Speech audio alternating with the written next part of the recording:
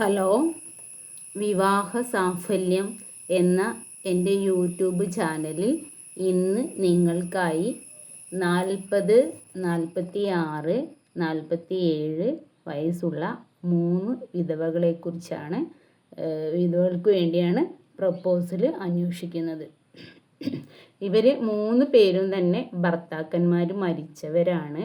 അവർ തനിച്ച് താമസിക്കുന്നവരാണ്. അവർക്ക് ഒറ്റപ്പെട്ട് ജീവിക്കുന്നവരാണ്. അപ്പോൾ അങ്ങനെയുള്ള 3 വിധവകളാണ് നമുക്ക് പ്രപ്പോസൽ തന്നിരിക്കുന്നത്. അപ്പോൾ അവരെന്താണെന്ന് വെച്ചാൽ ഭർത്താക്കന്മാർ മരിച്ച് ഇതേപോലെ ഒറ്റയ്ക്ക് താമസിക്കുന്ന ആളുകളുണ്ടാവുമല്ലോ, അത്തരം ആളുകളെ കണ്ടെത്താൻ വേണ്ടിയിട്ടാണ്, അവർക്കൊരു കൂട്ടിന് വേണ്ടിയിട്ടാണ് നമ്മളടുത്ത് പ്രപ്പോസൽ തന്നിരിക്കുന്നത്. അപ്പോൾ ഞാൻ ഫസ്റ്റ് പറയാൻ പോണത് സരള എന്ന് പറഞ്ഞൊരു ചേച്ചിയാണ്. അവർ 48 വയസ്സാണ്. 10ാം ക്ലാസ് വരെയാണ് അവർ പഠിച്ചത്. സ്വന്തമായിട്ട് വീടൊക്കെ ഉണ്ട്, കുട്ടികൾ ഇല്ല അവർക്ക്. എറണാകുളം ജില്ലയിൽ ആലുവയാണ് അവരുടെ വീട്.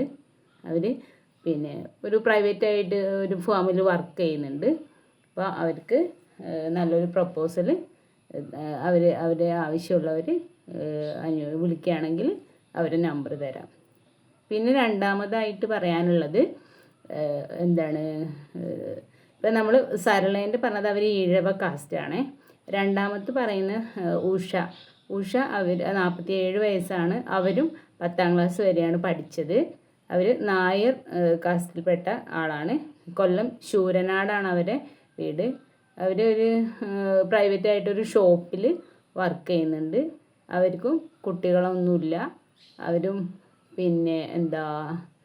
ഇതേപോലെ പരസ്പരം ഷെയർ ചെയ്യാനും സ്നേഹിക്കാനും പറ്റിയുള്ള ഒരാളെയാണ് അന്വേഷിക്കുന്നത്. അതേപോലെ തന്നെ മൂന്നാമതായിട്ടുള്ളത് 40 വയസ്സുള്ള ഒരു മഞ്ജു എന്ന് പറഞ്ഞൊരു കുട്ടിയാണ്. അവർക്ക് 40 വയസ്സാണ്. നായർ ഫാമിലിയാണ്. ഒരു ഹോമിയോ ക്ലിനിക്കിൽ അവർ ജോലി ചെയ്യുന്നുണ്ട്. അച്ഛനും അമ്മയും ഒക്കെ ഉണ്ട് അവർക്ക്.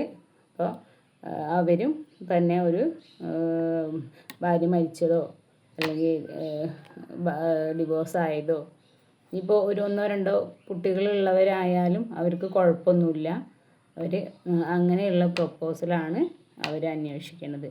അപ്പോൾ നിങ്ങൾക്കോ നിങ്ങളെ വീട്ടിലോ അല്ലെങ്കിൽ നിങ്ങളെ കുടുംബത്തിലോ ഏതെങ്കിലും ഇതേപോലെ ഭാര്യമാരൊക്കെ മരിച്ച് മക്കളൊക്കെ പുറത്താണെങ്കിലോ ഒറ്റപ്പെട്ട് ജീവിക്കുന്ന ആളുകളുണ്ടെങ്കിൽ ഈ ബയോഡാറ്റ അവർക്ക് വേണ്ടി ഷെയർ ചെയ്യാനും അതേമാതിരി എൻ്റെ ഈ ചാനലൊന്ന് സബ്സ്ക്രൈബ് ചെയ്തിട്ട് നിങ്ങൾ ലൈക്ക് ചെയ്യാനും ഷെയർ ചെയ്യാനും ഒക്കെ ശ്രദ്ധിക്കണം കേട്ടോ.